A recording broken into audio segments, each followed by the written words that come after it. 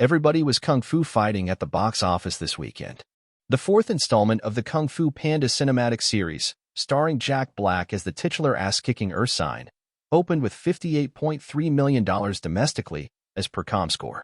Internationally, Universal's animated franchise film earned an additional $22.2 million, bringing its global debut weekend total to $80.50 million.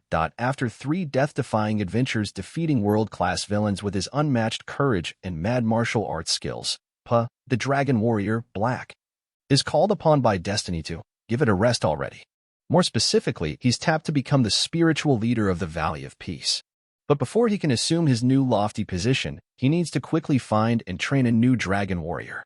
Black first took on the role of in 2008, and since then the Kung Fu Panda franchise has grossed nearly $2 billion. I didn't realize at the time that this was going to be a role that I'd play half my life, Black recently said of his Panda years. That's being generous, though. It's not quite half my life. I'm 54, but still, a lot of my life. Bowing to the Dragon Master, Dune, Part 2 fell to second place at the domestic box office, taking in $46 million in its second week of release, bringing its cum to $157 million.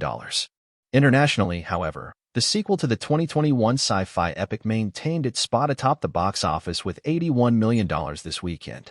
So far, Dune, Part 2 has grossed $367.5 million worldwide. Blumhouse Imaginary opened in third place domestically, with $10 million, $13.1 million worldwide. When Jessica DeWanda Wise moves back into her childhood home with her family, her youngest stepdaughter Alice, Piper Braun, develops an eerie attachment to a stuffed bear named Chauncey she finds in the basement. Alice starts playing games with Chauncey that begin playful and become increasingly sinister. Chauncey was our diva, Wise told EW.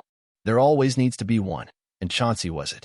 His last looks took the longest, she said, referring to the bear's final hair and makeup touch-ups.